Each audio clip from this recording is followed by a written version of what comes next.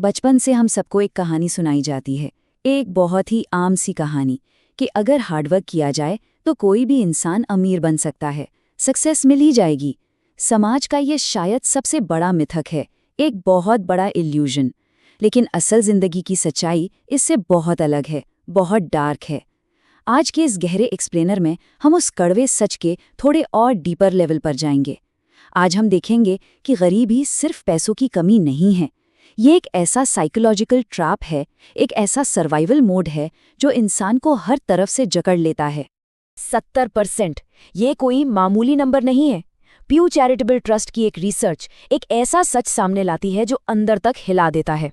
जो लोग पॉवर्टी में पैदा होते हैं उनमें से 70% लोग अपनी पूरी जिंदगी उसी गरीबी में गुजार देते हैं, वहीं दम तोड़ देते हैं। ये एक बहुत भारी सच है। जरा सोचिए, तमाम कोशिशों और दिन रात के स्ट्रगल के बावजूद ज्यादातर लोग इस साइकिल से कभी बाहर नहीं आ पाते। अब यहाँ दिल में एक अजीब सी बेचैनी पैदा होती है। दुनिया में आगे बढ़ने के मौके तो हैं, बाहर निकलने का रास्ता भी होता है, तो फिर लोग इस ट्रैप में क्यों फंसे रहते हैं? वो कौन सी इनविजिबल साइकोलॉजिकल ताकतें हैं जो इस साइकिल को लगातार चला रही हैं? इस डार्क रियलिटी को समझने के लिए मनोविज्ञान के एक बहुत ही माइंड बेंडिंग कॉन्सेप्ट को समझना होगा। The illusion of the rope. The illusion of the rope. हमने शायद सर्कस के उस विशाल हाथी की कहानी सुनी होगी। एक इतना ताकतवर जानवर जो बड़े बड़े पेड़ों को उखाड़ सकता है, लेकिन एक छोटी सी कमजोर रस्सी से बंधा रहता है। वो उसे तोड़ने की कोशिश भी नहीं करता। क्यों? क्योंकि जब वो बच्चा था तब उसे उसी रस्सी से बांधा गया था। उसने हजारों बार कोशिश की, लेकिन आज़ाद नहीं हो पाया। और धीरे धीरे उसके दिमाग ने ये सीख लिया कि इस रस्सी को तोड़ना नामुमकिन है। आज रस्सी उसके पैर में नहीं, उसके दिमाग में बंधी है। इस हाथी की कहानी हम इंसानों की जिंदगी पर भी पूरी तरह लागू होती है। साइकोलॉजी में इस मेंटल स्टेट को लर्न्ड हेल्पलेसनेस कहते हैं। ये एक ऐसा मेंटल बैरियर है जहां इंसान अंदर से ये मान लेता है कि उसके एफर्ट का कोई फायदा नहीं होने वाला और वो गिव अप कर देता है। हमारी रिसर्च के डेटा में जॉजलिन नाम की एक महिला की बहुत दर्दनाक कहानी है। वो सालों तक बेघर रही, एडिक्शन से लड़ती रही। उसने कई बार इस दलदल से निकलने की कोशिश की, रिकवरी प्रोग्राम्स ट्राई किए, लेकिन हर बार सिस्टम या हालात ने उसे गिरा दिया। आखिर में कई सालों की हार के बाद उसने कोशिश करना ही छोड़ दिया। उसकी हिम्मत पूरी तरह टूट चुकी थी।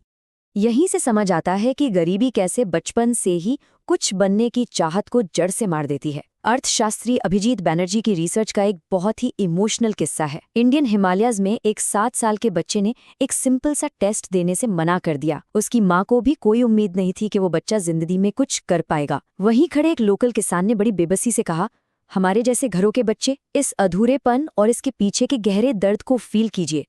जब पूरा माहौल ही ये कह रहा हो कि एक इंसान सिर्फ फेल होने के लिए बना है, तो वो बड़े सपने देखने की हिम्मत कहाँ से लाएगा? अब इस कहानी के सबसे खतरनाक हिस्से की तरफ चलते हैं, the scarcity mindset. The scarcity mindset. संसाधनों की कमी सिर्फ हमारी जेब पर नहीं, हमारे दिमाग पर असर डालती है।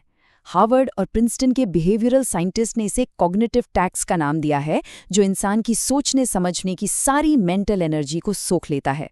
जब पैसों की या समय की एक्सट्रीम कमी होती है तो दिमाग का पूरा फोकस सिर्फ उसी कमी पर अटक जाता है। साइकोलॉजी में इसे टनलिंग कहते हैं। जैसे एक अंधेरी सुरंग में सिर्फ सामने की रोशनी दिखती है, वैसे ही गरीबी में इंसान का दिमाग सिर्फ आज की सबसे बड़ी मुसीबत पर फोकस करता है। आज का खाना कैसे आएगा, कल किराया कैसे दिया जाएगा। इस लगातार रहने वाले सर्वाइवल पैनिक के कारण फ्यूचर के बारे में सोचने के लिए दिमाग के पास कोई बैंडविड्थ ही नहीं बचती। और यहीं पर सबसे डराने वाला सच सामने आता है। रिसर्चर्स ने एक शॉपिंग मॉल में एक बहुत ही हैरान करने वाला टेस्ट किया। जब लो इनकम वाले लोगों को अचानक किसी बड़े खर्चे जैसे गाड़ी खराब होने के खर्च के बारे में सोचने पर मजबूर किया गया, तो उनके डिसीजन लेने की पावर में अचानक बहुत बड़ी गिरावट दर्ज की गई। ये गिरावट 13 IQ पॉइंट्स के बराबर थी। 13 पॉइंट्स। ये बिल्कुल वैसा है जैसे कोई इंसान पूरी रात सोया ना हो और अगले दिन उसे अपनी लाइफ का सबसे जरूरी फैसला लेना पड़े, बिना सोए, एक थके हुए दिमाग के साथ। रोज सरवाइव करना, यही है गरीबी का असली सच। इस टनलिंग इफेक्ट को एक सिंपल सी तुलना से समझते हैं। इमेजिन कीजिए, एक अमीर इंसान बीमार होने पर डॉक्टर के पास जाता है। वो आराम से कुर्सी पर बैठता है और पूरा फोकस अपनी रिकवरी पर लगाता है। लेकिन जब एक गरीब इंसान उसी डॉक्टर के सामने बैठा होता है तो उसके दिमाग के बैकग्राउंड में एक साथ कई चीजें चल रही होती हैं। दवाइयों का खर्च, टेस्ट का बिल, छुट्टी लेने पर कटने वाली दिहाड़ी। वो इंसान फिजिकली वहां है लेकिन मेंटली वो खर्चों के भारी बोझ तले दबा हुआ है। दिमाग पर पड़े इसी भारी बोझ का सीधा नतीजा होता है जगलिंग, यानी रोज की मुसीबतों से बस किसी तरह निपटना। जब मेंटल बैंडविड्थ इतनी कम होती है तो लोग ऐसे फैसले लेने पर मजबूर हो जाते हैं जो आज की आग तो बुझा देते हैं लेकिन फ्यूचर बर्बाद कर देते हैं। जैसे आज की जरूरत पूरी करने के लिए भारी ब्याज दर पर लोन लेना। बाहर से देखने वाले को ये बेवकूफ़ी लग सकती है, लेकिन सच तो ये है कि ये सर्वाइवल की मजबूरी है, जहां कल के बारे में सोचने की लग्जरी है ही नहीं। साइकोलॉजिकल असर के बाद अब देखते हैं कि गरीबी का बायोलॉजिकल असर क्या होता है। ये और भी ज्यादा खौफनाक है। स्ट्रेस और कमी सिर्फ एक फीलिंग नहीं है, ये इंसान के दिमाग की बनावट को बदल देती है। Wisconsin university of Wisconsin medicine की न्यूरोलॉजिकल रिसर्च एक ऐसी सच्चाई दिखाती है जो रूह कंपा देती है। जब अलग अलग बैकग्राउंड के बच्चों के ब्रेन स्कैन स्टडी किए गए तो एक डार्क पैटर्न दिखा। जो बच्चे भयंकर गरीबी में पले बड़े, उनके दिमाग का विकास असल में धीमा पड़ गया था। गरीबी सिर्फ एक सोशल प्रॉब्लम नहीं है, ये एक बायोलॉजिकल रियलिटी बन जाती है। डेटा क्लियरली बताता है कि जो बच्चे गरीबी के भारी स्ट्रेस में बड़े होते हैं, उनके फ्रंटल और टेम्पोरल लोब्स में ग्रे मैटर कम होता है। ये दिमाग के वो हिस्से हैं जो हमारे डिसीजन लेने की पावर और इमोशंस को कंट्रोल करते हैं।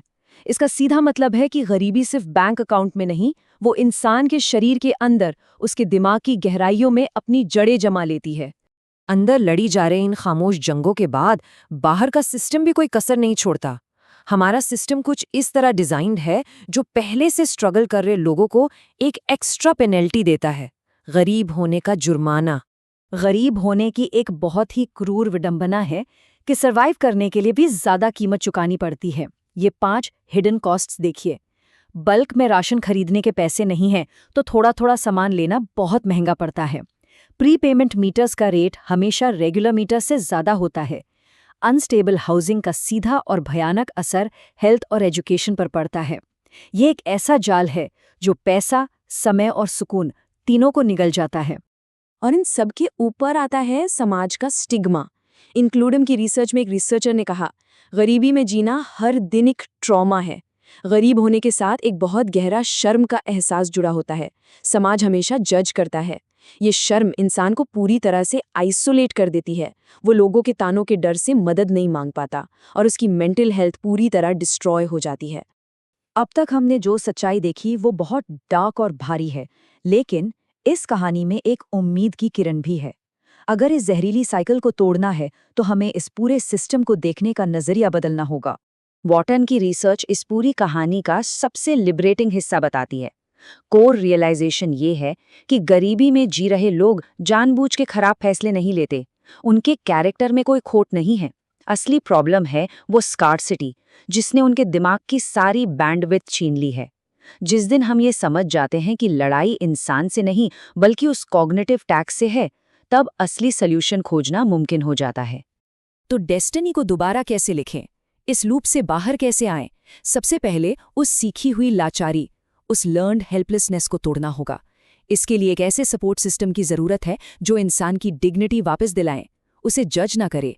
जब दिमाग से आज के सर्वाइवल का बोझ थोड़ा कम होता है, तभी इंसान उस टनल से बाहर निकलकर अपने लॉन्ग टर्म फ्यूचर को प्लान कर पाता है। आखिर में जरा उस सर्कस के हाथी को एक बार फिर याद कीजिए। वो अपनी जगह से इसीलिए नहीं हिला क्योंकि उसने कोशिश करना छोड़ दिया था। लेकिन क्या हो अगर पीछे खींचने वाली वो रस्सी महज दिमाग का एक भ्रम हो, एक इल्यूजन हो? जिस दिन ये फैसला हो जाए कि उस पुरानी रस्सी को पूरी ताकत से तोड़ना है, उस दिन क्या होगा? इस डीप रियलिटी को समझना सिर्फ पहला कदम है। अगला और सबसे जरूरी कदम है अपने माइंड सेट को जीतना।